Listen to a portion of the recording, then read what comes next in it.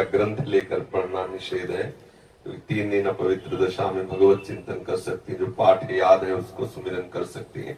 माला लेना, ठाकुर सेवा करना, रसोई बनाना, ग्रंथ पढ़ना, ये गृहस्थ धर्म में जो माता बहनें 3 दिन अपवित्र रहती हैं नहीं करना चाहिए।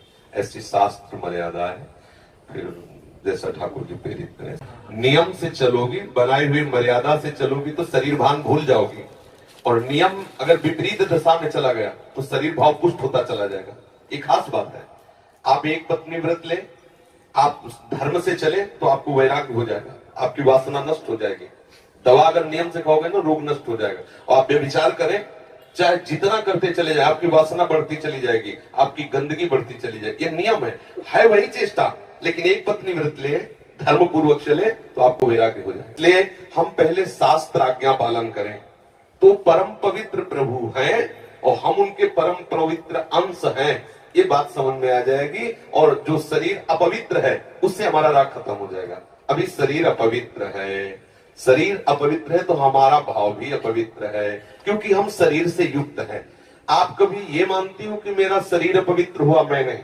उस समय यही रहता है कि मैं अपवित्र हूं, रहता है ना। मैं जैसे हम शौचालय से निकले तो हम ये नहीं मानेंगे कि मैं आत्मस्वरूप हूं, मेरा शरीर अपवित्र है लेकिन मैं पवित्र हूं। अगर शरीर का स्मरण आ रहा है तो अभी आप शरीर भाव में हैं। और जिन महापुरुषों को छूट गए पड़े रहते हैं अवधूत स्थिति में, भगवान उनके साथ खेलते रहते हैं। उस स्थिति तक पहुंचने के लिए हमें तर्क छोड़कर शास्त्र आज्ञा पालन करना पड़ेगा। शास्त्र की कृपा से, गुरु आज्ञा की कृपा से वो स्थिति आ जाती है। जब शरीर भाव से ऊपर उठ गए फिर क्या है, फिर तो कोई परेशानी नहीं। चाहे लघु शंका की पड़े हो, चाहे शौच के पड़े हो, शरीर अपवित्र है लेकिन वो परम पवित्र प्रभु में रमण कर रहा है। अभी हमारी दशा ऐसी नहीं है। हमारा शरीर हमें मैं करके दिखाई दे रहा है, नहीं दिखाई दे रहा। शरीर की भूख मेरी भूख, शरीर की मांग मेरी मांग, शरीर का कष्ट मेरा कष्ट आ रहा है ना।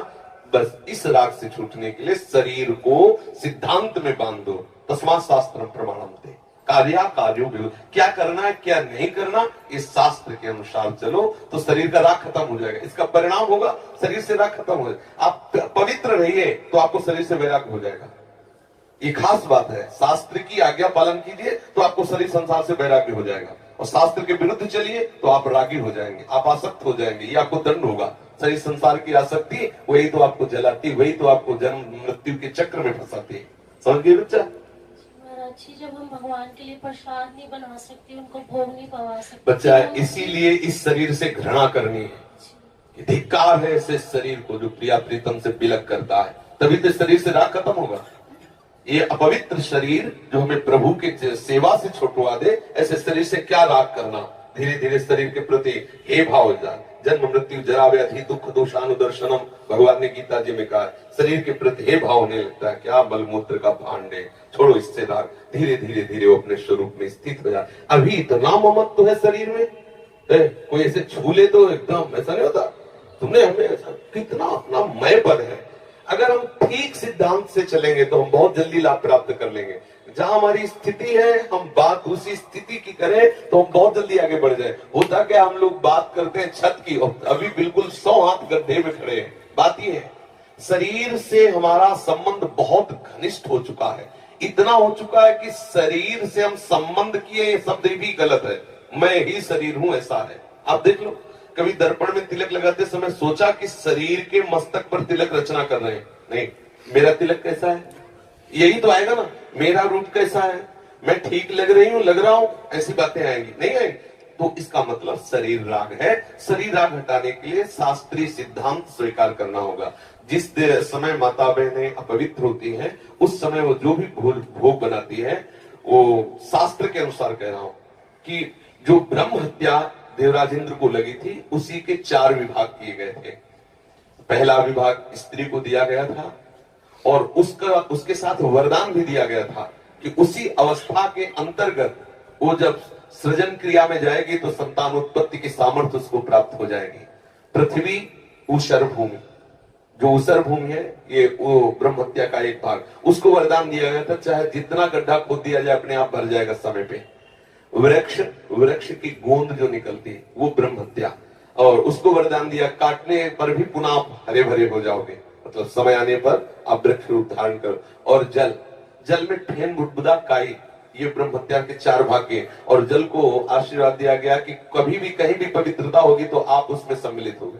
जल छिड़को, आचमन करो, जल के द्वारा पवित्रता। ऐसा 4 वरदान भी उनको अलग अलग दिए गए और उनके लिए विधान भी किया गया है। देवराज इंद्र को जब ब्रह्म हत्या लगी थी तो शास्त्र में मर्यादा चली आ रही है, अगर इसका हम पालन करेंगे तो शरीर से वैराग्य हो जाए।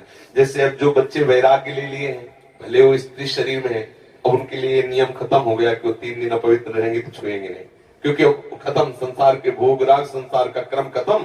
अब वो वैरागी, अब वो आठों पैर प्रभु की सेवा में लगे हैं। पर अपने गृहस्थ धर्म से है, शरीर सुख की कामना से है, शरीर का हम प्रयोग कर रहे हैं अपने इंद्रिय सुख के लिए, तो आप पवित्रता धारण करो जिससे तुम्हारा ये राग नष्ट हो जाएगा।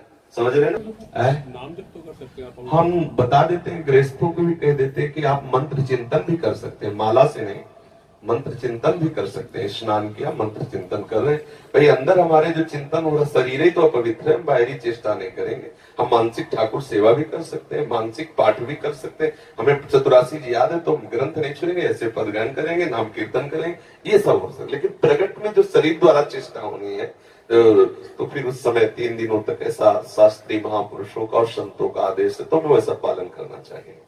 किन अवस्था में शरणागति मंत्र ले सकते हैं और नहीं ले सकते? हाँ, शरणागत मंत्र के लिए वैसे हमने बताया है कि शौचालय में और बाथरूम में हम मंत्र ना जपे, पवित्र हो करके आचमन आदि करके फिर मंत्र जप करें। और जैसे हम अपवित्र दशा में जैसे ट्रेन आदि में यात्रा करते हैं, अब सोच गए उन्हीं कपड़ों से, उन्हीं पास फिर नाम जप करें, मंत्र जप न करें। मंत्र में थोड़ी पवित्रता की आवश्यकता है, नाम जप करें। जब हम पवित्र हो तब मंत्र जप करें। और अगर आप पवित्र हैं तो हर समय फिर जप सकते हैं, केवल शौचालय और लक्षण का छोड़कर। दिनचर्या में अपने जैसे रसोई पकाते हुए घर के काम बिल्कुल करते हुए बिल्कुल मंत्र जप सकते हैं। मानसिक हाँ चलते फिरते बिल्कुल बिल्कुल कर सकते हैं, बिल्कुल कर सकते हैं, उत्तम बात है।